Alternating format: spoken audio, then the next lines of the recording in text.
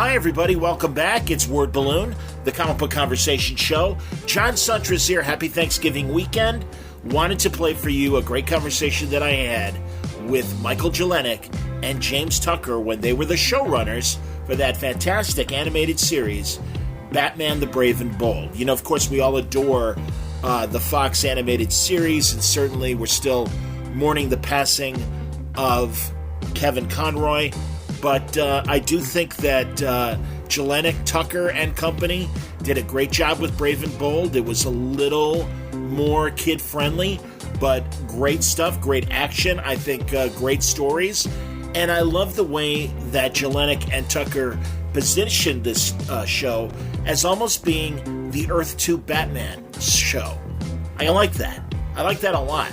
I really love Earth 2. I love the JSA.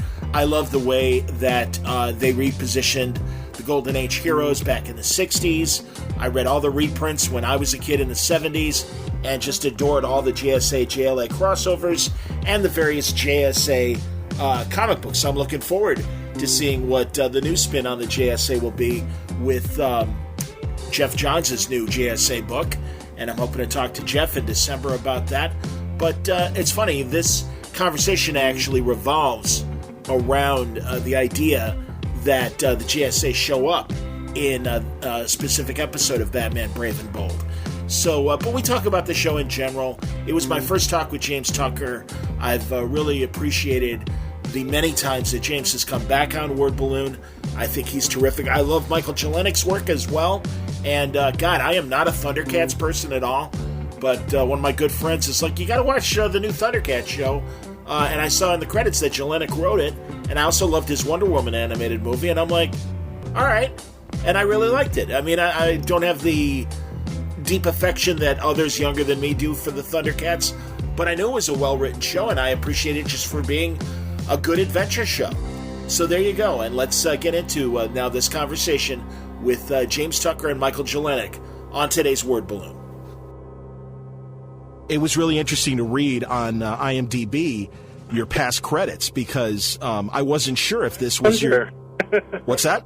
That are correct are the ones that are, erroneous, but go ahead. Well, you tell me, because it seemed like you guys had been doing a lot of work in Warner's animation and specifically in the superhero world leading up to this Brave and Bold series. Why don't you tell me, guys, Michael, why don't we start with you and, tell me some of the other superhero shows that you've worked on. Yeah, it's funny because when I came to Warner Animation probably in 2003, I really didn't have that big of a background in comics. So I'm like the opposite of James, and I was sort of thrown into the Batman world, which out of all the sort of characters I knew the most of. I knew, most his rogues and whatnot, but since I've been here, I've slowly been getting onto more and more obscure properties. So, after Batman, I went on to Legion, which I knew Legion of Superheroes, which I barely knew anything about, and that universe has like 1,000 characters of the most bizarre people. And then, transitioning from that over to Batman Brave and the Bold, it's basically been, it's like topping ourselves trying to find characters that most people have never heard of. So I've gotten a pretty good education in the comic book world since being here. I think the great thing, this is James, I think it's to the credit of the shows that Michael doesn't know shit about comics. And I'm the comic book geek. So, because I find in the past I've worked with comic book writers who become writers for cartoons, and there's a little hesitance to go toward the cheese that can be in comics. Sure. Michael has no preconceived ideas about using, Starro or, Rainbow Batman or all the goofy, Batman of Zur-En-Arr and, all that really goofy stuff that a lot of comic book, writers and try to get away from or think we've outgrown. But that's fun stuff. And anytime I throw out something, he runs with it, which I love. He's really easy working with him in that respect. I get to react to stuff that James says. Like, I literally haven't heard of Haunted Tank before. And, as he says Haunted Tank, my mind goes in a million directions. But now the irony is, like, you tell Haunted Tank doesn't seem like a weird character at all. So Not at all. I've become jaded to the bizarreness. Well, say, okay, imagine if Denver Pyle from the Dukes of Hazzard was a Confederate soldier, and he inhabited this tank from World War II. You know, I mean, if you break it down, if I break it down into 80s iconography, he gets it like that, you know. So it's great. It's like he's a great fan of 80s television. That's my point of reference, right. Alf and Charles. Right, and and mine is kind of like a generation ahead of that, you know, late 60s, early 70s DC Comics. So that's how we come up with the energy that comes with Batman, the Brave and the Bold. But we kind of maybe sidetracked you from your train of thought there. Not at all. And actually, you've gone into an area that I want to get into, because that is the brilliance, I think, as an older viewer of the show, because I grew up reading those late 60s and early 70s comic books as well. So that is the fun. And you guys have managed to take what on the surface can look very hokey to today's audience if you go back and read those old Dick Sprang Batmans, as you say. But you guys have brought that look with a modern sensibility. And also, I guess we have to include Andrea Romano, too, who is she very involved in casting? Oh, yeah. She's, I mean, totally. Okay. Because I think it's that combination that makes us older viewers excited, but also your guys writing and directing as well makes it palatable for this younger audience, and it works on all levels. And I've watched it with little kids, and they've enjoyed it. And again, being an adult, I appreciate the action and the nods to these characters, which, and again, I guess because, James, you're a fan too, you're spot on with your characterization of a lot of these guys. Oh, yeah, I mean, I'm trying not to use all the cliches I've come up with over the course of doing interviews, but I'll fall on a couple. I did it for nerd parents and their offspring. And I wanted to make the show I thought I was seeing when I was watching Adam West Batman and the 60s Spider-Man show. You bet. And, you know, even the Spider-Man and His Amazing Friends, or, you Sure. know, I mean, when you're a kid, your inner 6-year-old sees a whole other show than what's actually on the screen. And you'll be 80 years old defending that show to people, saying that. So I thought, well, let's make a show at least that would give them some you know, ammunition to defend it. You know, so when they are 80 and they're saying Batman Brave and the Bold was a good show, actually make it a good show. Because, you know, I mean, most people defend shows that, quite frankly, are embarrassing on life. You know? It's like, you know, I mean, there's guys who hate our show, but they'll look at reruns of G.I. Joe like it's The Wire or something.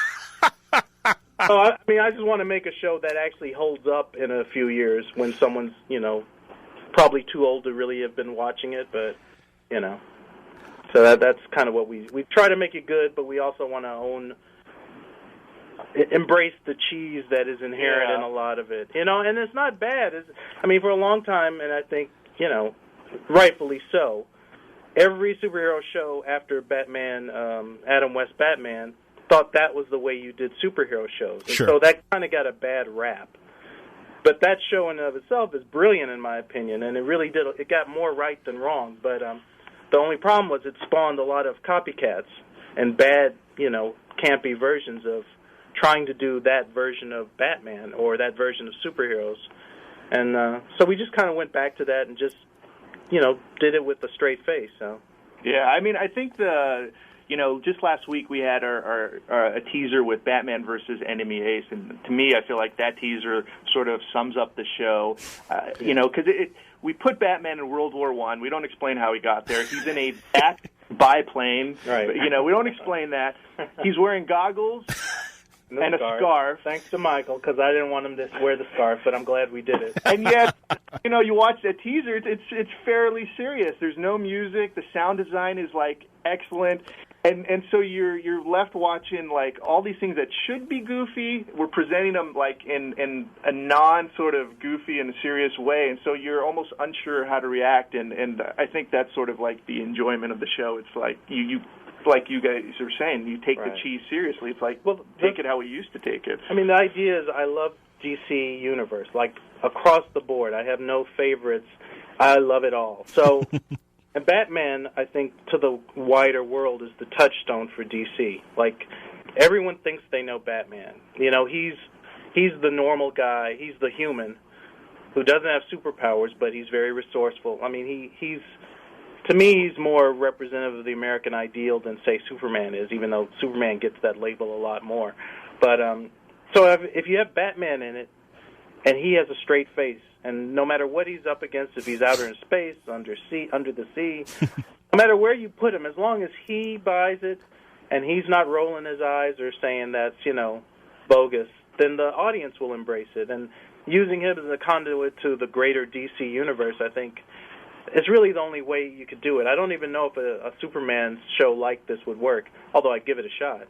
Well, and I remember in the 90s, they did kind of do a Superman team-up. Yeah, DC Presents, yeah. Yeah, well, not only in the comics, but also animated. It seems like that last animated season. Yeah. Well, I was there. Yeah. Oh, there you go. They had guest stars occasionally on Superman, and and this show kind of takes cues from that because we never explained how he knew Dr. Fate or I forget who else we had on there, but yeah, they toyed with that on that show a little bit, having him have guest stars. Yeah, but it worked, and but I agree with you that I think, and again, the title itself, The Brave and Bold. I mean, once Batman took that magazine over. Sure. It really was, and it had its own continuity, and there never needed to be an explanation, and it's fine because they are all part of the DC universe, and that was the more fun, exciting part of it. And again, you guys capture that magic. The Commandy episodes have been great. It was great to see the pre-title sequence with the Challengers of the Unknown. Yeah, that was a lot of fun to do because I going into it, I wanted. It's like, well, what if the Challengers had their own TV show in the 60s? And Hanna-Barbera had done it, or Filmation. What would it look like? So we referenced, Young Samson and Mitor and Johnny Quest. Johnny Quest, and there was a Filmation show that I'm drawing a blank on now, Micro Team or something. Anyway, and we just YouTubed those main titles. I think Herculoids is the one we were closest to, but those titles were great. So anyway, we came up. We didn't have to do that. We could have just started the teaser on Dinosaur Island and just went into it. It's those little geeky touches we like to do, the what if factor of the show. As if the show existed in the 60s. The show I would have wanted to see when I was a kid. Watching cartoons and saying, "Oh, I wish they'd do it like they did in the comic." So. But stuff like those little flourishes we do. It's also just a fun way to sort of get exposition. Sure. Another show might have explained each character and what they did and who they are, and because we're meeting all these characters for the first time, and if you don't know who the Challengers of the Unknown are, you might be left in the dark. So I thought we constantly are trying to do stuff like, what's a clever way of getting that exposition and bringing the audience up to speed? Yeah, without doing the dossier type of, Certainly. The Batman in the Batcave. Yeah. I mean, you have to know. I think it's more important to know who the person is as a personality than to know all his backstory. We kind of, with comics these days, there's kind of a who's who. Sure. Or, who's who in the Marvel universe. You bet. You literally have a Rolodex of their, what's their power level, and what's their origin, and where did they come? And people think that's character if you know all that about them, and it's really not. No. If you can let the audience know what kind of person this guy is, that goes a lot further to letting the audience in on enjoying that character, because you don't fall in love with the character based on their backstory. You can fall in love with them based on how are they reacting to things, and what's their personality. And I think the thing we like to do on this show is make sure everyone has a strong personality, which bugs some people. Like, some people don't like Aquaman as being the lovable but somewhat oafish king of the sea. But he didn't have a personality before that. He wasn't. And I remember I just listened to your interview with Dan Slott where he was talking about the JLA, if they were on the bus or a train that got caught in a tunnel and people wouldn't know who they were. Yes. That was I love DC because they're icons. And there's a lot more freedom for interpretation, but there is a problem with them being all of the same cloth. And the same voice. No, I totally agree. Voice, literally in some cases. Yes. You go by the animation, but... yeah, some of those old Super Friends or even those 60s Filmation cartoons, I agree with you. Yeah, they were just interchangeable. And, yes. So on this show, we try to give each character a push distinct personality that's in keeping with who they are as a character. I mean, Aquaman acts like a king.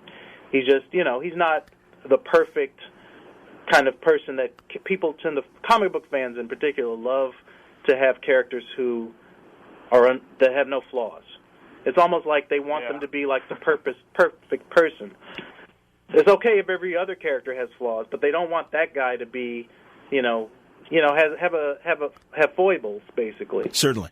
So, and for this show to work, everyone's got to have a distinct personality to bounce off of Batman. So, and it also leads to the humor, but it's affectionate humor. I don't think we're making fun of anybody, character-wise, But I agree. And also, real quick, I want to know about the coming up with the idea of doing this pre-titles, James Bond sort of, intro before you get to the main story. It's wonderful because it's a chance to expose so many characters. And I mean, my God, when you take out the commercials, you guys are dealing with between 20 and 22 minutes of story. Yeah. And the amount of characterization, action, dialogue, everything that you guys are able to put in, it's incredible. And I mean, really, God, go back to those old Johnny Quests, and as much as we like them, those things, you can, mark the time with an hourglass as opposed to a stopwatch with the slow pace of those things. Well, the thing I came into working at Warner's on the Superman show, and then, the Bruce Timm and Alan Burnett produced shows, and they really had revolutionized how you treat a half-hour, cartoon. Because prior to that, well, Johnny Quest did it, but, they really made the time stretch. They did it like a drama. The pacing was slower. You started out with the security guard at a desk, and he hears something, and then he gets knocked out, and then you see the villain, and then, the villain steals, then Batman. There was definitely a formula to it, a great formula, but, it was very structured and very methodical and kind of, I'd say, slow to get going for my attention span. Like Scooby-Doo, like those old Scooby-Doos, too, yeah.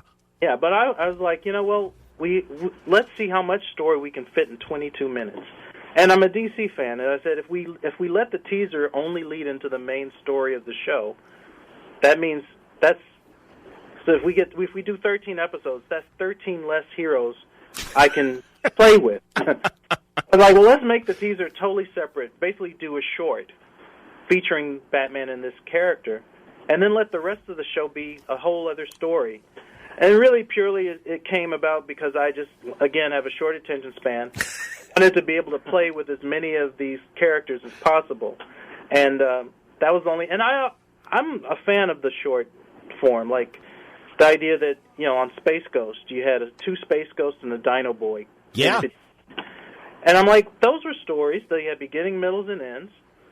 Nobody felt they needed to see a whole Space Ghost adventure for a half hour. No one felt cheated. True. Like, there's only so much you have to tell a story, and it doesn't have to extend a full 22 minutes. And I think our stories are very layered for for the way we do them, and we managed to fit a 3-act story without our teasers typically are 2 to 3 minutes, I think. I mean, the teaser, at first the teaser is like a huge challenge, at least from the writing aspect, because, like James is saying, you do a teaser that's completely unrelated to the story, that's 3 minutes less you can, focus on developing a story. And at first I thought that could be sort of a big challenge, but it actually just forced us to simplify, and that's sort of like something we do with everything, try to keep things as simple and iconic as possible. So we would stay away from complicated plots, and it mostly became a show about characters and how the characters interact, and the punchline is always between the relationship, not necessarily what the plot is. And so that it was sort of a risky move. I mean, it's a risky move on every level because we have to design more characters. Yeah, it creates a lot more work than we normally would do on a superhero show.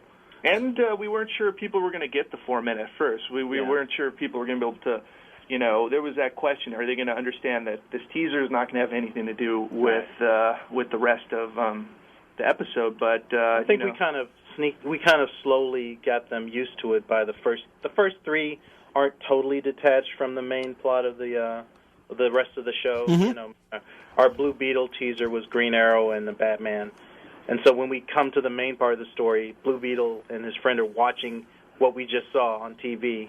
So, you know, we did things to bridge it before we totally cut the teaser off from the rest of the show. So it was a way to get people used to the idea.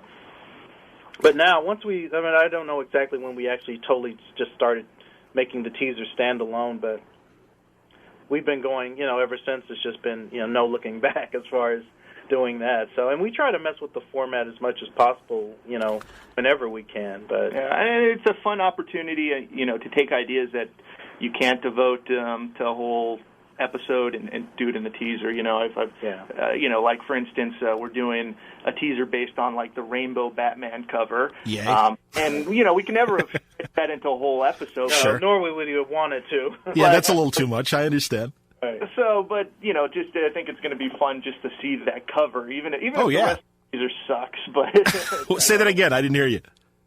He said, even if it'll be fun. It's fun to recreate those 50s moments, which is kind of sort of what Grant Morrison was doing with the comics in a different way with the Batman comics. He was using that 50s and Silver Age stuff and twisting it. I think we're doing it a little bit more earnestly. You know, we're not really saying, you know, Bat-Mite is really a demon from another world or something. I don't know. I didn't read all of it, you know. You know, he's going to that well, too, but we're kind of redoing. Like, for instance, we did do we have a Batman, the Batman of Zur-En-Arr episode is coming up. Awesome. Yeah, and it's really cool. We just finished it, and it's going to be something to see. fun cast too. It's really fun. Are we allowed to say who's in that cast? We weren't told not to, but anyway, we'll just say the Batman of Zur-En-Arr's, and the actor who plays the Batman of Zur-En-Arr's initials are KC. Oh, fantastic. Hey, and speaking of which, and I'm glad you mentioned that because I think we can all do the math and know who you're talking about, of course, the great Kevin Conroy, who was the voice of the animated Batman for so long. And I can understand, and I have to admit, I was kind of in that camp as well when I heard that not only on your series, but the previous series, that they were going to change it, not use Kevin. Sure. I think a lot of fans, you know, there was obviously that whole fandom that, you know, it's got to be one way or no other way. But you can also appreciate if it ain't broke, don't fix it.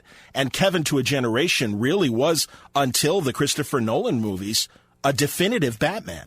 Oh, sure, and I think he will be. You know, certainly. He and Adam West, I think, you know, he's kind of locked into that. And I mean, part of that, I think, is just because he's done it so long. I mean, but not, you know, no taking away from the fact that he's just really good. He's a great actor doing it, too. But, yeah, you know, I just think for our show, even though we are using actors from, we are using actors who have a connection with Batman in different ways. Like, you know, we used Adam West and Julie Newmar, and, you know, we had Lauren Lester, who was Robin on the Batman the Animated Series, do a voice, each Green Lantern. So, that's cool. I like using them in cameos. I just think for the way we needed our show to be and this Batman to be, there was a different quality that was kind of needed. Sure. I mean, Diedrich's great. I mean, he Absolutely. Comedic timing, which, you know, of course, if you say comedic timing in relationship to Batman, people roll their eyes. But really, even though his deliveries are just deadpan, there's a comedic timing necessary to do that.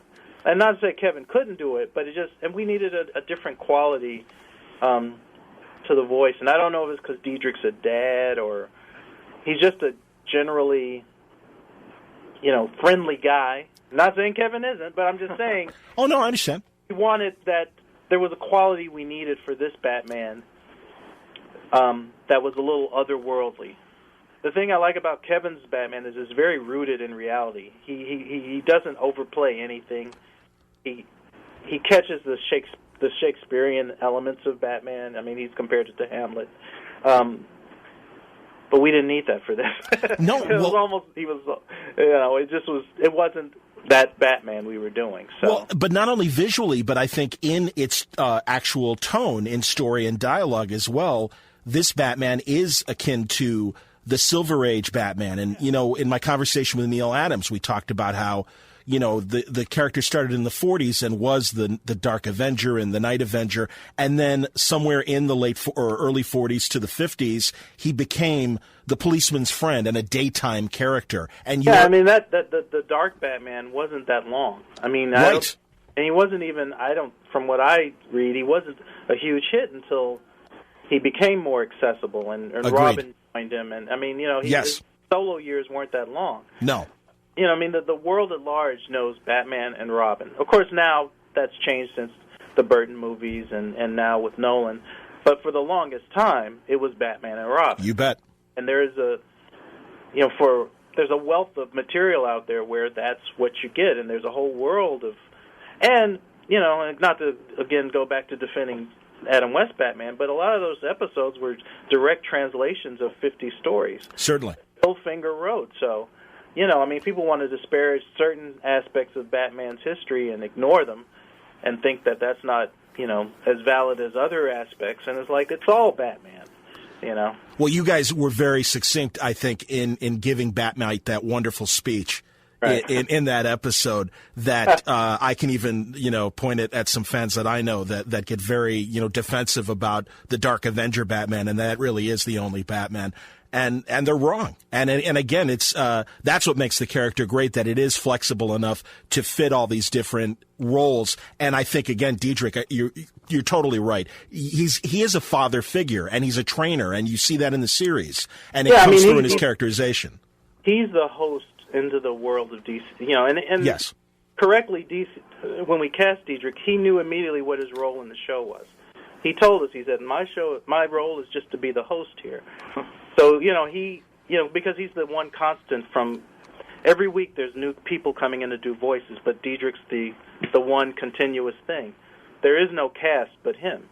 And so he realizes his role is to make all the other actors feel comfortable being there, to set the tone for it. And basically he's the introduction, like Batman is, to this world of DC characters.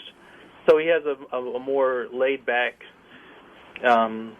less angst-ridden attack on the role that I think works. And the thing about this show is, as far as the Batman history and stuff, I like to think of this show as the thing that crawled up and killed the bug that got up the ass of all the Batman fans. Because it's like, okay, guys, there is the Dark Knight, there's Batman had a gun for a year. I mean, it's not like that is his whole history. And that's not who he wouldn't have survived if he had stayed that Batman for... Agreed.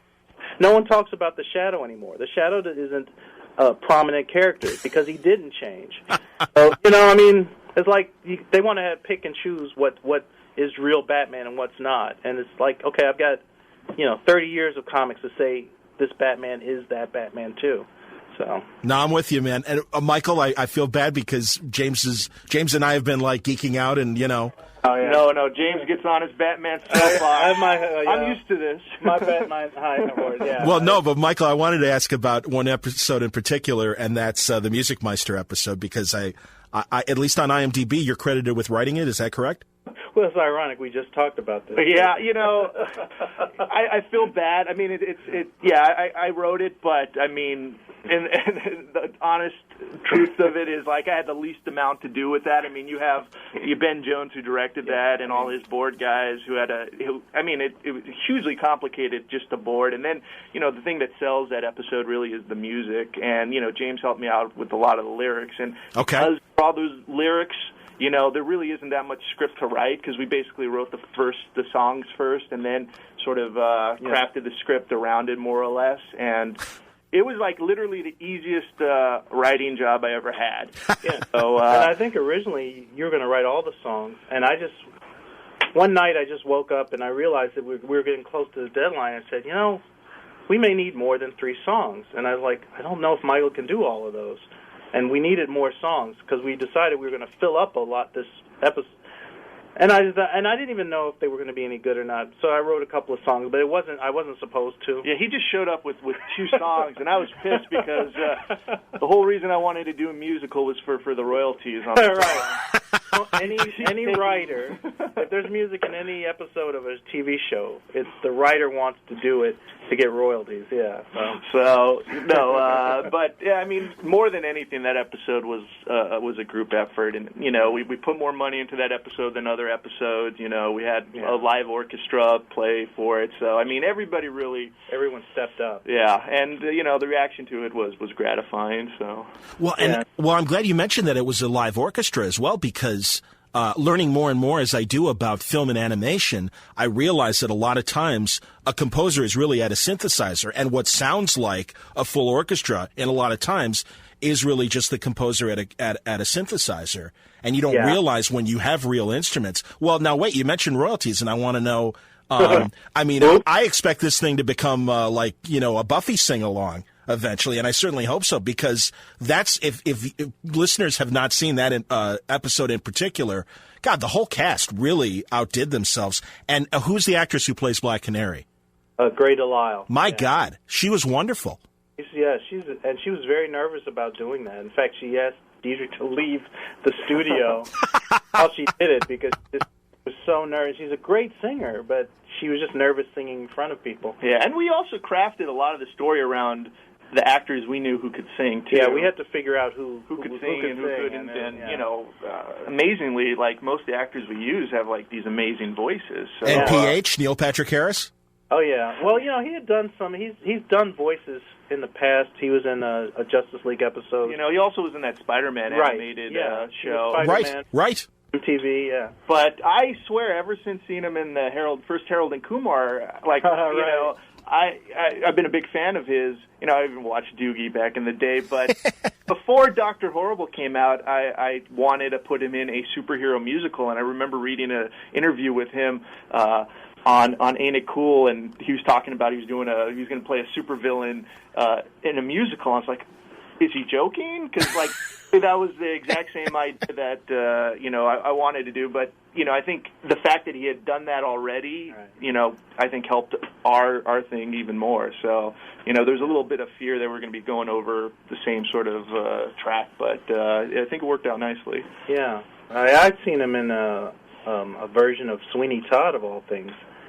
And I had, at that point, didn't know he sang either, so it was good. And we've been wanting to do a musical on various shows for a while now. If Legion had gotten a third season, we probably would have had them doing a musical, because a lot of that cast were singers too. Very cool, man. I got to give it up to you guys for that Legion series as well, because, and really, and I know, again, as a guy in his 40s, that this stuff is not meant for me. But it was, I wasn't the biggest Teen Titans Go fan, and the Legion was just such a wonderful, it just seemed like, again, much like what you guys are doing now, it satisfied both the younger viewers that I knew who were watching it, and again, as a guy who grew up on, hardcore Legion of the 60s, 70s, and 80s, it was fantastic. It really was a great show, and I was disappointed that they didn't get a third series, so. Yeah, I mean, we were on a sinking ship with that network. So that's true too. You're right, WB.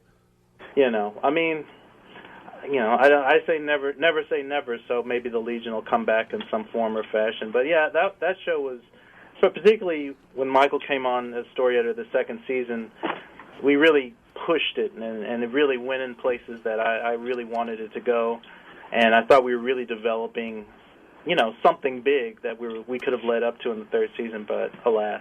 Well, and that dark future version of Superman was fantastic. I mean, I didn't really want to do it first. In fact, I was kidding. I was pitching Monel because sure, we love Monel, absolutely. But and rightfully so, the network said they needed something they could sell as something really different. They also wanted Superman to be edgier. Right. Sure. And in lieu of actually changing Superman's core character, we created this new character who was basically tied to him. And, I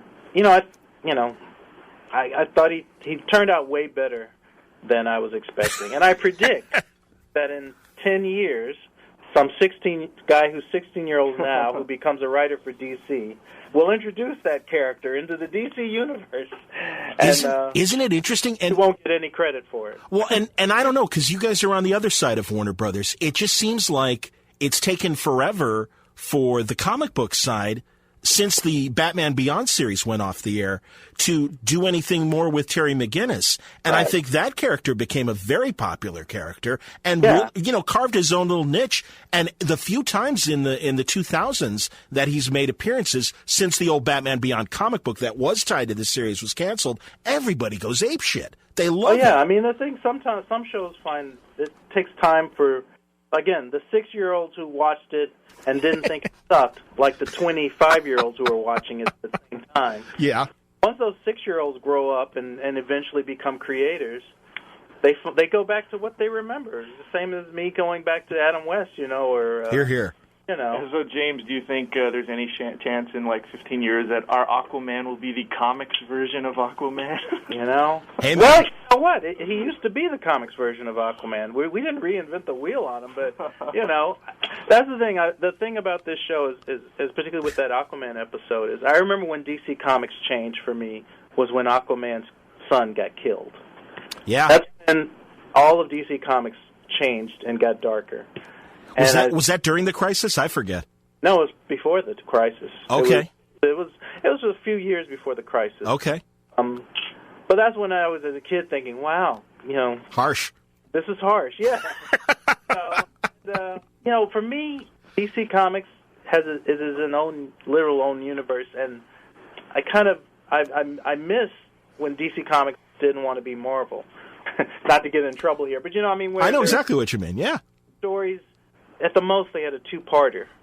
Now it's, you got to do what the market demands, but I miss the simplicity that DC Comics used to have. And that's kind of what, right now, actually works better for TV. And so I'm like, well, if they're not going to do comics the way they used to do, let's do a show the way comics used to be. So that's kind of where our whole standpoint is with this show. By the same token, though, and I want to give it up again to Michael because I see that you were the screenwriter for the Wonder Woman DC animation DVD. Yeah, very good. A completely different tone, but I had a lot of fun on that. James actually is a huge Wonder Woman fan, so I think I just finished working on Legion at the time, so I would bug James constantly with my Wonder Woman questions. Well, Michael, I got to tell you, man, there are very few current and modern writers that I think really know what to do with Wonder Woman because, unlike Batman, I think there's a real mishmash of a lot of crappy stories from the 40s, 50s, 60s, and even some of the 70s stories. But I loved the tone that you took and really brought it back to her, not only the Amazonian roots, but also as a Greek myself, I loved what seemed to be nods to the style of 300.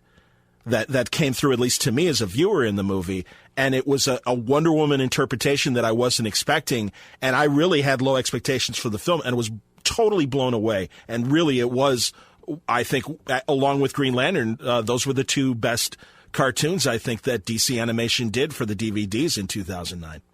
Yeah, the polls seem to support your opinion. Yeah, and you're right, she's a tough character, and her fans are even more sort of possessive of her. Bet. Batman fans. By possessive, he means psycho. No, I don't. But, it's that same, James was mentioning it earlier, like they don't want to see their heroes with any sort of weakness. So, certainly. I mean, even the fact that Wonder Woman doesn't fly in this, caused all sorts See, I mean, they want her to be better than Superman, basically, but Superman's equal. Yes. And it's a very small niche of fans, but, we're trying to make something sort of for mainstream. Yeah. But I always feel bad that, sometimes the mainstream choices you make alienate, her core fans, and it's a sort of a tricky balance. You don't want to alienate the mainstream, and you don't want to alienate the people who love, the characters so much. So, I mean, that's what I always find, tricky with the job that I have. So, and I always come at it sort of from the mainstream point of view because, if anything, I'm a Batman fan, so I have my own preferences for him, but yeah, it's crazy. Comic book fans, I find, are crazy, and it's a little for me to go on message boards for anything is always it's always an exercise in self-loathing to see what. Well, tell me about your Batman. We've heard about James's, the portions of Batman that James has loved. What aspects of Batman have you loved through the years? My brother was a big comic book guy, so I sort of he would basically hand me his favorite Batman stuff, and that was during like the sort of when the Burton movie came out and that killer stuff. So I mean, I sort of grew up like just when he was sort of turning into that gritty sort of character, constipated, sort of dominate the 90s. And when I worked on the Batman before I worked on the Batman Brave and Bold, and everybody on that show sort of wanted to do that Batman, and they wanted to do. They wanted to top what James and everybody else did on Batman the animated series, and they wanted to do something that was sort of like the adult and edgy and all that stuff. So and myself too. I was story editor on season 4 of that show, and the good season. I was going to say the good. No offense, man, but yeah, it was the good season. Well, but the thing I like is I got out all those sort of stories out of my system, because anybody who comes to that Batman property nowadays, they want to tell they want to have an opportunity to tell the edgy stories, and I think James and I have sort of got that sort of need out of our system. And so we were able to come to Brave and the Bold like having, okay, we've already done that, that's out of our system, let's do something, let's do the opposite. So let's make Batman fun again. But and it worked. I mean, like our development process was, let us just do the opposite of everything people normally would do. Batman won't be in Gotham. We won't see Commissioner Gordon. He's practically like superhuman. Yeah, we don't see Bruce Wayne. And yeah, so being able to sort of satisfy like whatever sort of fanboy tendencies that I had on the Batman, I think helped the Brave and Bold be a little bit more fun. I like too. Oh, excuse me, James. Go ahead, and I'll get my point in a minute. But you go ahead. I was just I didn't have anything more to say. We're just going to ramble on. Go ahead. Okay, what I was going to say is I thought it was interesting that during the Batman series. By the way, awesome theme song, The Edge. Nice going. Holy shit. That you can't go wrong there. But it was interesting that efforts were made to in some ways modernize some characters, like giving the Joker the dreadlocks and things like that. And you guys again went for this retro thing. Green Arrow's a perfect example. We see him in season 4. He's the pointy bearded blonde like we see in the comics Ollie, whereas your guys' Green Arrow really does call back to the Jack Kirby and really even before that the 40s years, the clean shaven years of Green Arrow and stuff. Yeah. Well, I wanted to start, the show, I wanted it to be kind of in the formative years. I don't even say formative years. When I started reading comics, well, actually, when I started, Green Arrow was the lefty guy, But when I found out where he came from, what he was for the 20 years before that, right? I was like, well, no one's done that in animation. I mean, my first time seeing him in animation was Super Friends, and he had the beard and the 70s costume. And I'm like, well, what hasn't been done? And I've said in print somewhere that I think of this show as the Earth 2 version to Batman the Animated Series, Earth 1. Ooh, I like that. So, it's like if you will believe in that, and fanboys love the multiple universes. You bet. Think of us as we're in the, we're the Earth 2 version, We're what Earth 2 used to be to, DC fans back in the 70s and 60s and 70s. By the same token, though, I think you guys have provided characters like the new Blue Beetle and also even the Ryan Choi Atom a better platform than the comics. I mean, and taking nothing away from the writers and artists of the comics who did try very hard and I think wrote very good stories, but the public just didn't accept them the way that they seem to have on the Brave and Bold series. Well, yeah, I mean, the general public just knows what the personalities are. They don't know anything about Ray Palmer or Ted Kord. Sure, although you guys did the Ted Kord nod, though. Right, but we were able, the other thing of past shows I worked on was we would avoid like the plague doing anything that would appeal to fanboys. Like the minute we brought up something that would be something fanboys would only fanboys would get, it was immediately dismissed. And so with this, I'm like, well, why not cater them? The average casual viewer, if they don't know what something is, we have Wikipedia now, even though that's got lots of problems. But what I'm saying? I think that it's okay to introduce a character that fans may not know of, let them look it up. I mean, it's not like the first Batman I ever saw. I knew everything about every character in it. Sure. So I'm not afraid of the fan wankery that some use stuff. I mean, I embrace it. I think that's the only thing that gives this show that's different besides the humor is the embracing of DC history and trying to reconcile. I mean, having 2 Blue Beetles in a show, having 2 Flashes. I mean, Yeah.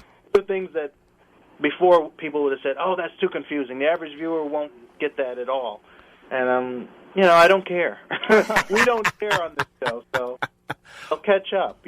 Absolutely, and also, and we've been leaning so hard on heroes, the great old villains that we literally haven't seen since a lot of those 50s and 60s old-fashioned comics and stuff. I mean, that's been a pleasure to see as well.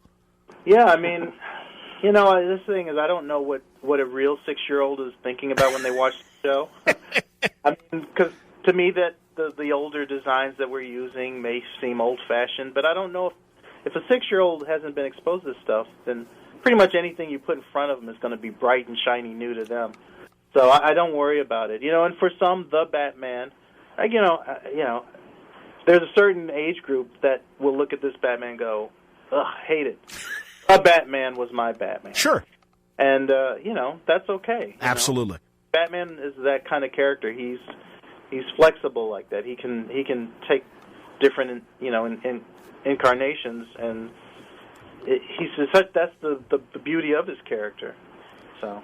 Well, now you guys have kind of teased a little bit in terms of mentioning Haunted Tank and the Zathura Batman and that. What other things can you tease as this second season starts to unfold? Different people we might be seeing, or whatever hints you're willing to give us now. Tomorrow, Friday, we are airing our JSA episode, which wow, I think will be fun for a lot of old-time fans. I don't know, James, do you want to talk about who's showing up? And I just want to preface by it's not going to be the whole JSA, so don't write us and tell those guys, how could they leave out Sandman, and how could they exist. We just, for the purpose of this story, we couldn't hire 20 actors. How many JSA characters are in the story? Let's see. There's Black Canary. We reconcile the Black Canary issue because there's this. Basically, we have the Golden Age and the Silver Age Black Canary in one show. Nice. And you'll see how it works out. Sure. When we do it. But we have the Flash, we have Hawkman, we have Dr. Midnight, we have Our Man, and am I missing someone? Wildcat. Wildcat, of course. Outstanding. But it's not so much about the Justice Society as it is. I mean, another thing that goes through this series, I think, is the idea of, there's 2 things. The idea of legacy, the legacy of superheroes, and the idea of family amongst superheroes. And those are 2 big themes that come up in this show, this episode that airs tomorrow. And it shows us how Batman kind of trained to be a hero, and the JSA is involved in that. And it touches on the idea of legacy with, heroes who have been there in this universe before Batman showed up. So it's kind of trying to take the idea of Earth 1 and Earth 2 and blending them together a little. Sure. Because, in my head I'm always trying to see, okay, where the timeline. I'm not a big continuity nut, but since I wanted to use these heroes who are going to be older than Batman, I had to, we had to kind of explain how does that work. So, and in the story you'll see that Batman was trained by certain JSA members. And we saw that in the first season where you kind of said that Wildcat was... Right. So it's something we kind of have teased already. Yeah. You get a little more information now, and the villain is Per Degaton. Awesome. It's got a lot of goodies in it, and we did I don't want to spoil it, but we have a newsreel. You just spoiled it. Okay, well, I guess it's really cool. I thought it turned out really well. And the teaser is... what is the teaser? The teaser is a character dear to my heart, Detective Chimp. Ah, yes. Wow, fantastic. And Detective Chimp will be showing up multiple times this season. Hilarious. Yeah. That's... So, that's an example of me not... I go, there's a Detective Chimp. Sure. Saying, okay, Like, that is so ridiculous. Let's put him in multiple episodes. But, then the twist on it, it's like, okay, we'll take him completely serious. And not just take him serious, but he's going to be like the coolest character on screen. So he's like Detective Chip meets James Bond. Yeah. Carmine Infantino thanks you. Yeah. Well, the creator of Detective Chip. Absolutely. Exactly. But, so, again, that's a case where the main story is kind of really serious, but the teaser is fun. And just silly. It's silly. It's silly, good silly, though. Not. I prefer to think of it as outrageous and audacious as opposed to just dumb. Don't do anything dumb. I mean, talking about villains, I want to do the way I pick villains for teasers sometimes, or little incidental, is I'll go online and I'll do Google searches for the worst villains of all time. Figure out how do we put them in there in a fun, like, not goofy or dumb way. So because of that, Ten-Eyed Man will make an appearance. I love the Ten-Eyed Man. I think I'm the only person that loves the Ten-Eyed Man. I think when he appears in our show, you'll find out differently. There's a whole cult of Ten-Eyed Man fans. Yay! Come out of the woodwork. But, hey, and I know I had told Winston we've only got 45 minutes. Am I keeping you guys from dinner or anything like that? Are we okay? Yeah, we're stuck here anyway. Oh, are you really? Oh man, are you guys alarming out? Never ends. They don't let us out. They don't let us, yeah. Does DC? Is every character available to you guys that you want? I mean, is there anybody that says no, you can't use X character because they're in development for something else or whatever? Let me set the record straight, because someone misquoted me as far as saying I didn't want to use, or that we didn't want to use Superman or Wonder Woman. Yes. We desperately want to use them, but they're not available to us. Interesting. Okay. Record. We don't. It's not like I don't want to use them. The only thing I said was that in the actual Brave and the Bold comic, Superman never appeared, and so I wasn't in a rush to have to use him. But yeah, I'd love to use them, but they're not available to us at this time. Interesting. And hopefully that'll change, but on the flip side, for every character we can't use, right. I mean, there's literally 20 characters we can use. Sure. Yeah, so sure. Yeah, we're not hurting. I know. In fact, there's some people. It might make production easier if we were limited a little bit more. But James always, like, I always try to be sensible and say maybe we could repeat this character, and James is like, no, let's throw in. I'll design 5 more new characters that we haven't used before. So. Well, like we have this scene coming up in a show where it's basically the losers bar. Okay. And it's basically it's not even C-list Batman characters; it's C-list characters, and they all hang out at this bar. And there's like 20 of them in there, I guess. And they could have been just miscellaneous thugs that we've already designed. But instead, Ben Jones and I went through. Thank God they're for the internet, because we probably wouldn't have been able to find as many obscure 50s Batman Z-list villains as we did to populate this bar. And so anyway, that'll be coming up in an upcoming show. And I mean, it's going to be people are going to really have to search to find these characters. But every single one of them exists, I swear to God. And they create work for themselves on the show all the time like that. I mean, there's that great scene where Green Arrow and Batman fight the prison break. They're capturing the villains, and the script just calls for nondescript villains, and James, of course, has to design characters who. Can we legally say who they're based on? Yeah, well, everyone knows. They're based on the old Adam West 60s show. Sweet. Yeah, so we did, I kind of think of Batman as all one thing. So, we may reference the 50s villains, but we also may reference the made-up 60s villains from the TV show. We may even reference the Filmation show from the 70s as far as villains, You might see Sweet Tooth in the background or something, Cool. Is there, because the Batman 60s show was produced by Fox Television, is there a problem with trying to use some of those old characters directly? It hasn't been lately. Okay, that's cool. Well, no, and even in the comics, Nunzio De Filippis and Christina Weir did a wonderful King Tut story. But I guess I actually really liked that. I read that, and the art was amazing. You bet. I think as long as we don't name them, as long as they're cameos in the background, we're okay. If we give if we give them like lines and stuff, and then it gets done. I hope to God they resolve that, because that's no shit. Like the greatest series that's not on DVD, and that's a shame that kids don't have access to that show. Remastered with full color and the way it looked when it first aired, because it's a great show. It's very inventive, and it opens up the world of comics to kids, and it's a shame. They really need to get that handled. We've got a great local affiliate in Chicago that actually does show the old show in syndication and has the new prints of the episodes. You're absolutely right. And also, God, that DVD of the movie. The remastered Blu-ray one. Oh yeah, I mean really, what a avalanche of beautiful colors and everything that just wash over you. It's crazy how beautiful that movie is. Yeah, it's a lot of work to do that kind of stuff. This is kind of what each episode we go in, and we there's no such thing as a stock background in our show. I mean, maybe the Batcave, but he's hardly in it in this show. So there's not a lot of reuse of materials that we create for each episode. None of them carry over to the next show, except Batman, and maybe the Batmobile. So it's a real labor of love for all the people involved with the show to have to create all these new backgrounds and new characters, and it's just a lot of work across the board. And everyone, Batman's the only character I think that really brings that out in people.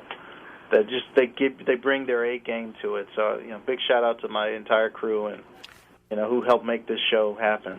Well, here as a viewer, I mean, it's all you guys are really doing an exceptional job and making a very entertaining series that I do look forward to, and it's great that we're back in a cycle of new episodes. How long is this cycle of new episodes going to last? We did 26. Well, but I'm saying, because I know sometimes they break them up in terms of when they air.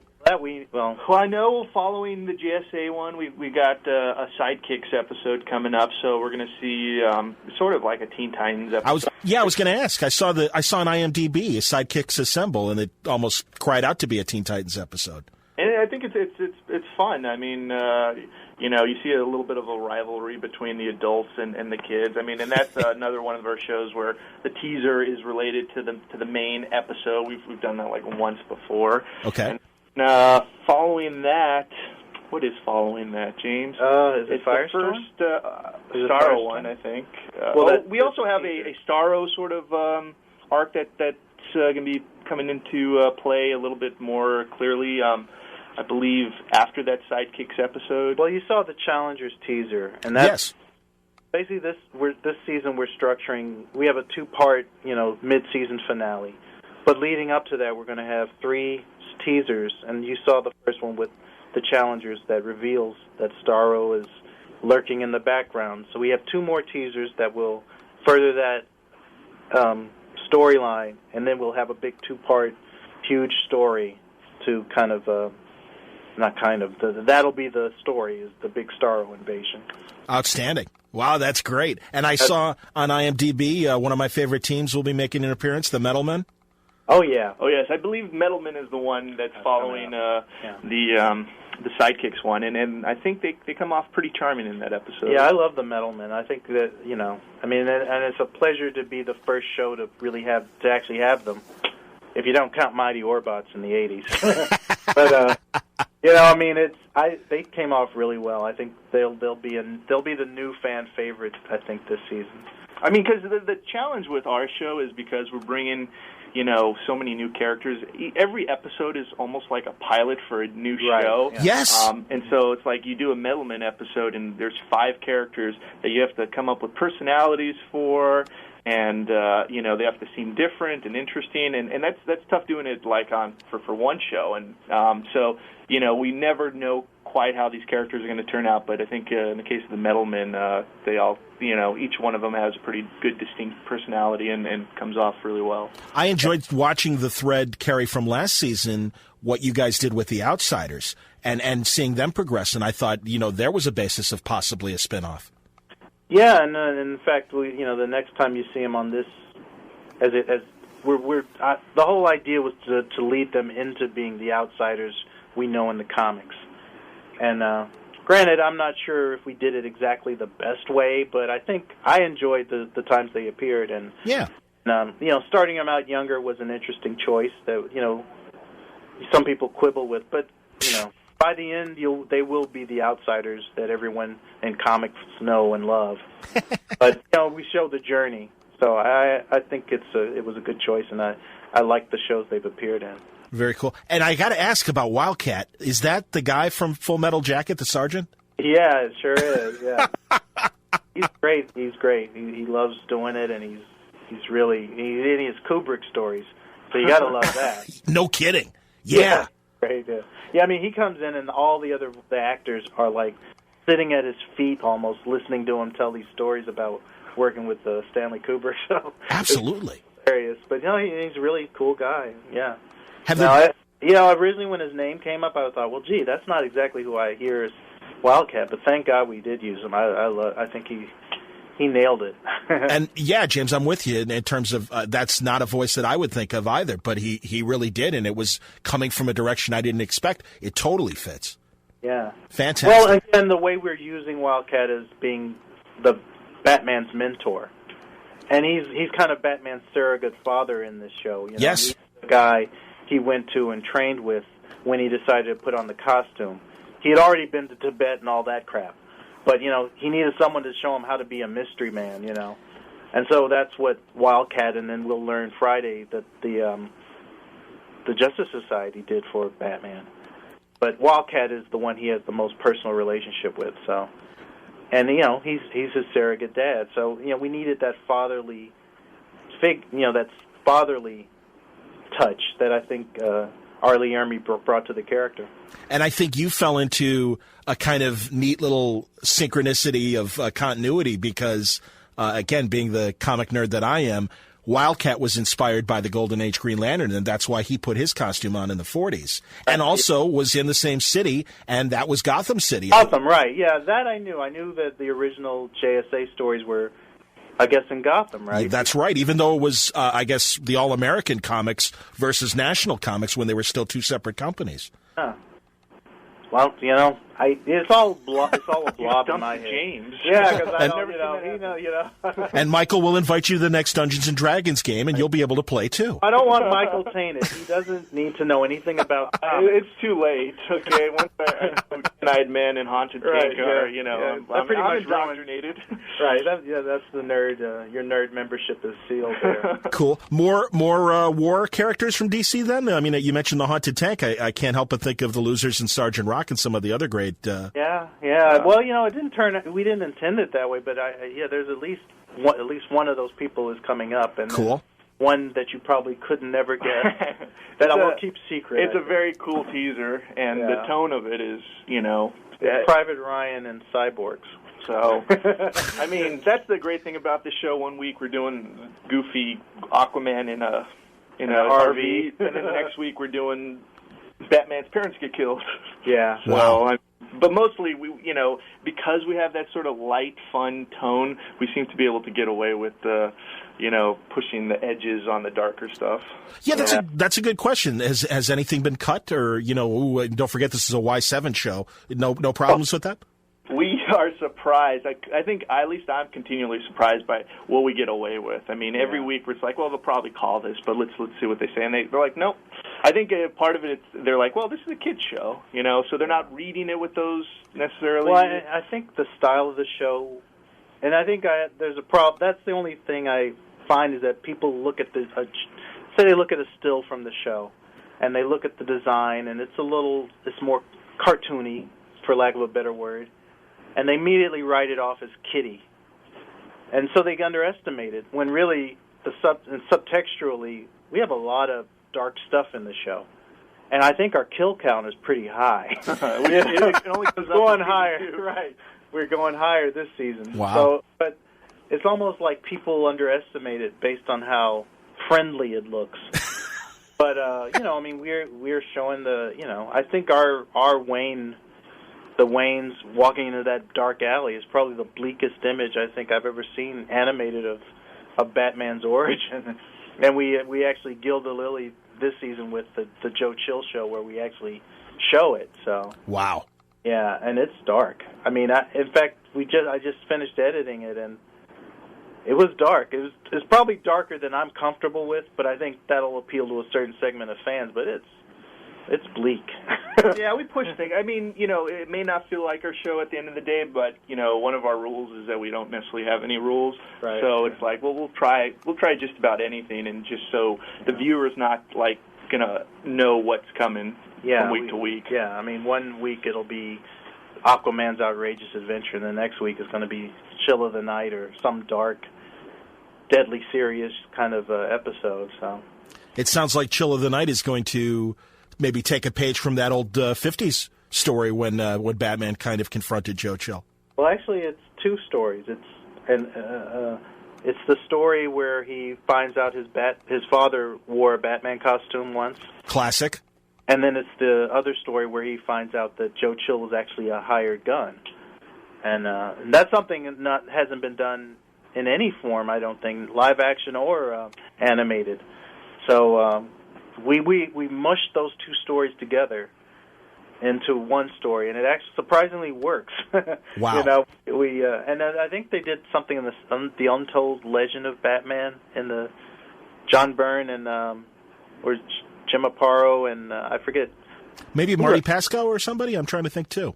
Yeah, I don't remember. It was a mini-series from the late 70s, early 80s. Mm-hmm. There was basically all those stories that led up to Batman's origin. Anyway, we went back to the original source material and combined those two stories into Chill of the Night, and it's very, so far it's turning out to be one of the darkest shows I've ever worked on, and going back through Superman, Dark Side stories. Yes. Batman Beyond and Justice League. I mean, it's still darker than any of that. Wow. It's bleak. So, well, that's great. Well, that should satisfy again those fans of that era of the Bruce Timm era and stuff. That because those were great stories, and the Dark Side story. What a great way to wrap up the Superman series. Well, originally that wasn't supposed to wrap up the Superman. It was no kidding. It was supposed to open it up to a whole new set of storylines, but we didn't get more episodes to capitalize on it. But yeah, so it ended up being for the best because we kind of ended on that, and then we ended up using those threads in Justice League. So it worked out for the best. But yeah, it wasn't intended to be that way. But I just finished editing the Joe Chill one last week, and hadn't worked with this type of Batman in so long that it was kind of depressing. So I hope that's good for the fans because I'm like, wow, I haven't worked on Batman Dark in so long that it was like, wow, I'm ready for the big bright blue Batman again. So, yeah, I'm glad that's not our typical story, but we wanted to do that story just to let people know we could do that story. I warned James too. I go, "Are you sure? Are you sure? Are you sure?" He's like, "Yeah." I'm like, "Yeah." And I'm like, "Oh wow." We got it back. He's like, "Oh, that makes me sad." No, that's cool. Hey man, that's like when I was 9 years old. That's when I read Jerry Conway's classic Gwen Stacy dying Spider-Man story, and it didn't scar me. It blew my mind in a great way in terms of it really hit me in the drama sense that we were talking about earlier about the Adam West series. That's what the kids watching that show took from it, was that it was high drama for them. Sure, yeah, and so some kid whose first exposure to Batman is this show will get the origin of Batman, and I mean, he'll be old Batman the next week, but sure, for this one particular episode, he's going to be kind of serious and dark and scary because he's finding out about his parents' murder and stuff. But wow.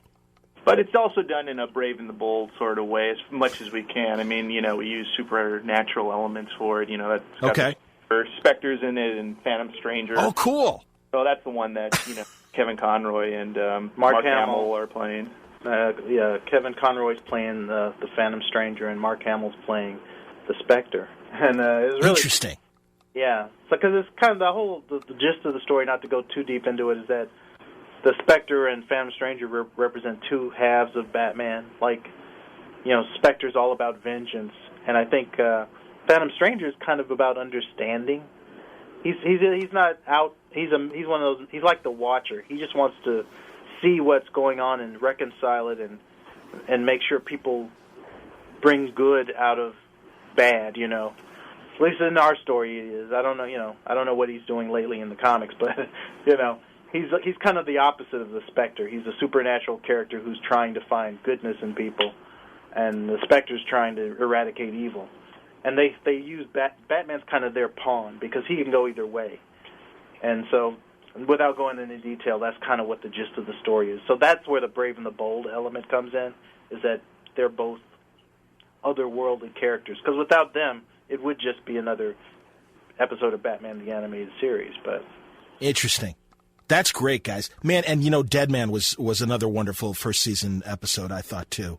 Yeah, it was fun using that kind of character and figuring out a way where he made sense. And also bringing in Gentleman Ghost. Yes. And, we were not very archy in this show, but we did like 3 Gentleman Ghost appearances that kind of told his story and how he came to be. And I think in a pretty original way, so it's fun to do that kind of thing with a character that no one really gives a shit about. No, you're right. Honestly, guys, and I mean this, I give it up to you guys in the best way because it is very entertaining, and clearly I hope that even listeners of the interview will see the love and respect you guys have for the characters, and that if they ever had a preconceived notion and haven't watched this series, that they will tune in, because it's pretty obvious that you guys do love the material you're working with and are finding innovative ways to bring it back, dust it off, and give it a new spin. So really, nice going. Well, thank you. Yeah, Thank you. That's the whole goal of the show. And I mean, given the general reception the show got when it actually went on air, I didn't think we had nearly as hard a time as I thought we would. So I know. I thought it'd be at least a year before we won anybody over, but I don't know. I think we did okay. Yeah. Well, and I think people get that we don't hate Batman, or we don't have we don't disrespect him. Yes. It's just a broader take on the character, but it's basically the same guy as. It's the same guy who's in the Nolan films. It's the same guy who's in the Burton films. The same guy who's on BTA. It's just a different shading. Going back to basics with him. So. Well, it's the character's in good hands, and the series is excellent on Cartoon Network, and the new episodes always air on Fridays. We get repeat episodes on Saturdays, and I know also it runs sometimes in the morning depending on the schedule. All over the place. Yeah, but that's great. Cool. And keep it up, man. I'm sure this is a full-time responsibility. Are you guys going to be doing any more with some of the direct-to-DVD department? Well, I know Michael's doing other projects with them, but I don't know if you can talk about them. But. Yes, I may or may not be involved, but nothing major, I will say. But on a smaller scale, I have some stuff that's coming in the pipeline, hopefully for that the direct to video stuff. Excellent. And by the way, I don't want to shit on Public Enemies. If either of you, or even my friend Jeff Loeb, who wrote the original story, I thought that was an excellent direct-to-DVD animated film as well. I honestly think where some of the misfires of films like Catwoman and some of those misfires that we had earlier in the decade, as far as the movies go, DC's animated division has really been firing on all cylinders.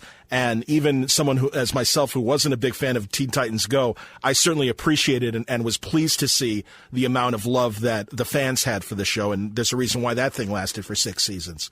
Yeah, I think now is a great time to be a DC fan. I mean, if you want a lighter take on the characters, you got us. If you want a PG 13 take, you've got the DVDs. The movies are finally getting some initiative to be cohesive and try to put something out regularly that's good. I think there's a lot of good work coming out of Warner Brothers now in regards to the DC line, and the comics haven't been better. So it's a good time for fans, I think. And, of course, fans being fans, it's never enough. But that's okay. Sure. That's okay. I'm glad they want more. Did this change? And I don't know how much you guys are aware of this, but, near the end of the year, there was an announcement that on the comics side, it sounds like there is kind of a reformation and a more of an alignment with Warner's proper, rather than DC Comics kind of being the intellectual property laboratory that it was prior to that. I don't know if that affects how you guys do business at all or not. We kind of were underway while or before that stuff kind of happened. So sure. Should we get a third season, we'll probably see the effects of that, if any. Yeah, I think the dust is still sort of settling on that, and everyone's still trying to figure out what the roles are going to be and how business is going to be done in this sort of new regime. But yeah, so far we've been, left to our own devices. Yeah, it's. I mean, again, it's nice because people tend to leave us alone. There's bigger fish to fry. Sure. The Batman movie franchise, and when you got that going on, we're kind of under the radar a little bit. It's good. I mean, we only exist to keep him out in the public until the next movie comes along. Sell toys. And sell toys, which is fine. I'm happy with that. That's great, And will that dictate the life of the cartoon? If, I mean, in the same, I guess, sort of way that the Chris Nolan films put an end to the Bruce Timm era? Well, that's not true. That's Okay. No, good. I appreciate the clarification. Popular knowledge, or it's popular, I see what you're saying. Okay. We were doing Justice League at the same time the Batman was getting underway. It's just, nothing about the movie prevented us from doing Batman. The only thing it prevented us was using certain characters like the Joker and stuff, which helped us in Justice League, because I think the things people liked about Justice League were things we had to push to. We had to use other new characters on that because we couldn't use Joker and Penguin, which, on Justice League, why would you need to use them anyway? But anyway. Agreed, yes. That's I'm going off tracks there, but... no, I appreciate the clarification because, there's a lot of misconceptions about why certain things didn't happen. Like the whole thing with Legion supposed to being a spinoff from Justice League. That Supergirl was originally going to be in Legion. That was never going to happen. I never heard that. That's interesting. I never heard that. Well, of course, Michael and I are addicted to these message boards. Sure.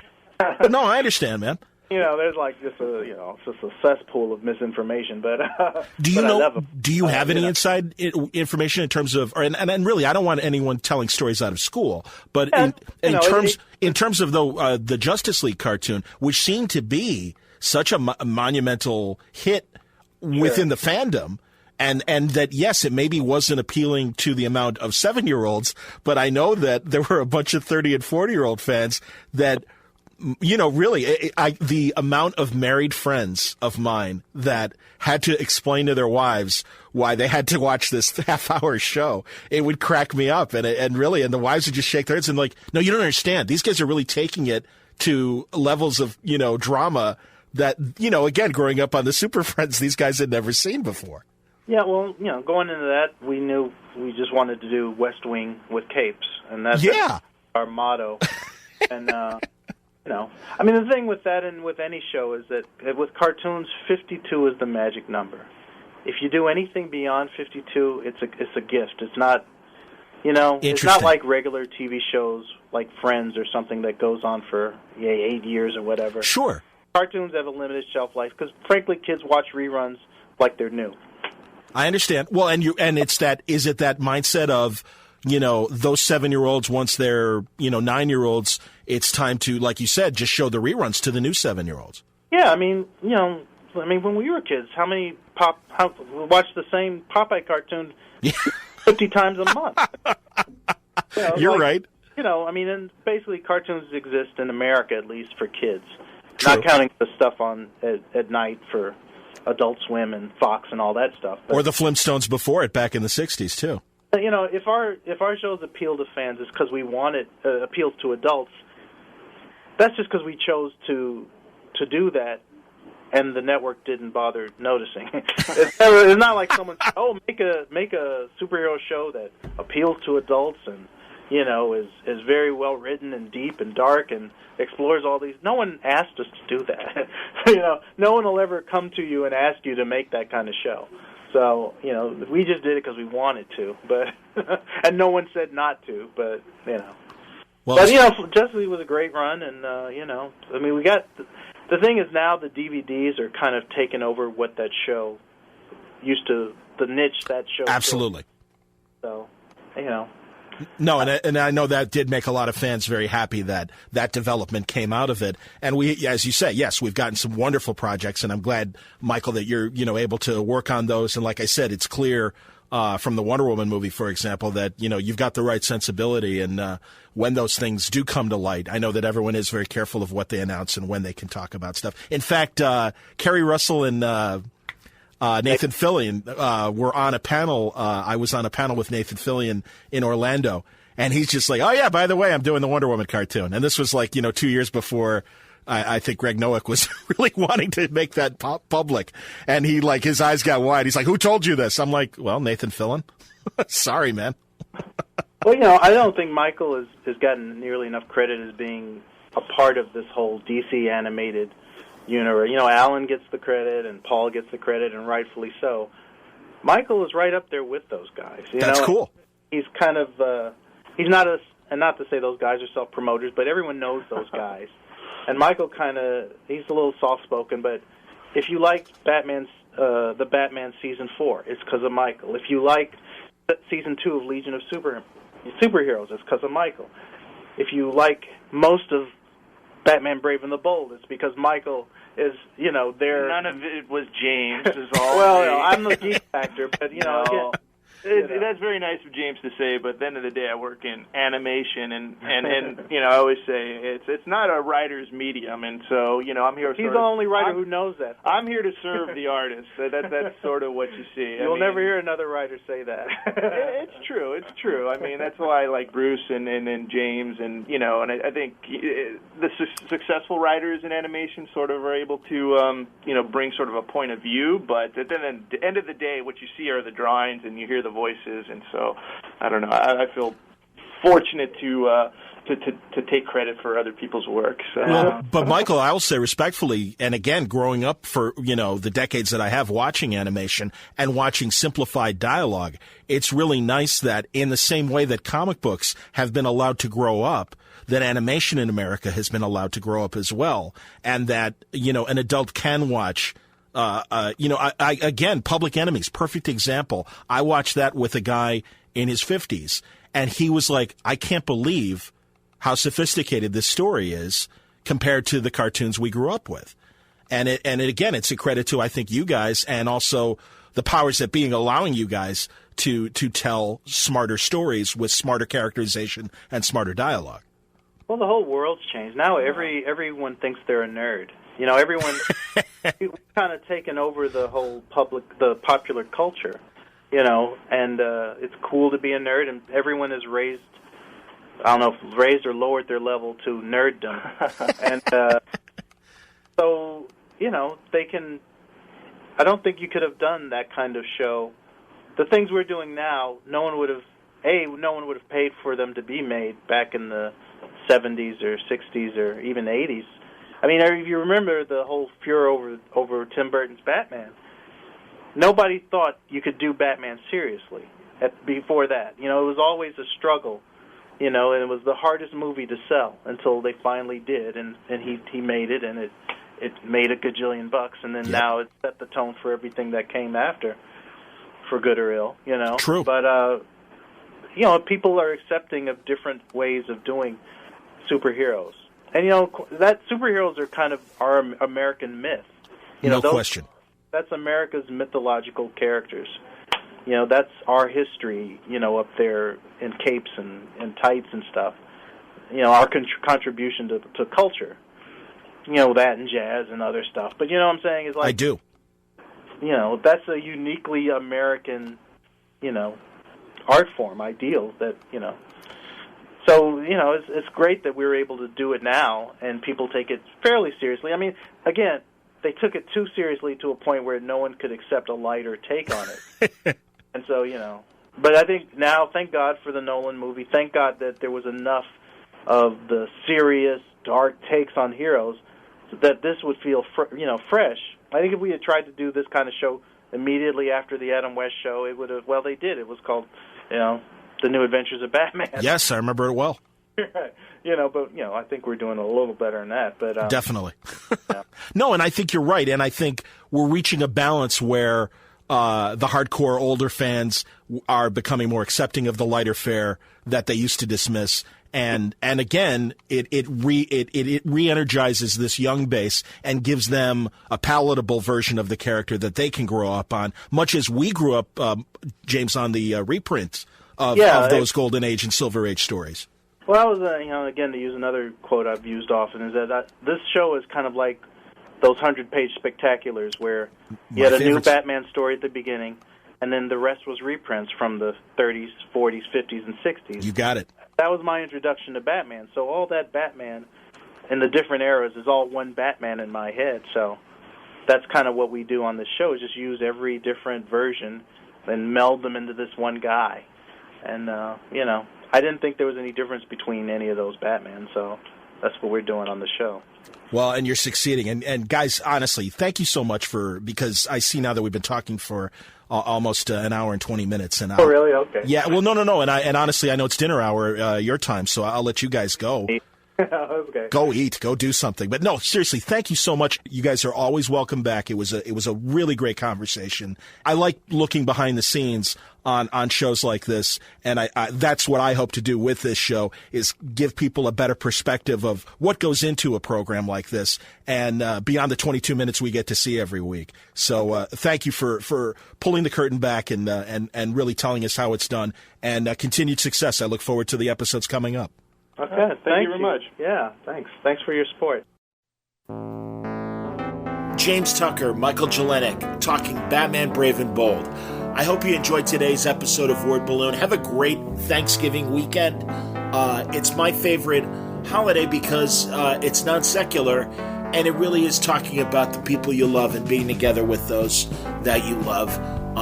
Happy already Canadian Thanksgiving last month to my Canadian buddies, but I really do think it's the best American holiday out there, and it touches me more than Christmas or any of the other ones. So I hope you feel the same way. I thank you for listening to Word Balloon and supporting it as you do, whether it's just listening to it and telling friends about it and getting them to listen. If you are one of the League of Word Balloon listeners, thank you very much for your Patreon contributions monthly. Patreon.com/wordballoon. There's the commercial for you in this episode.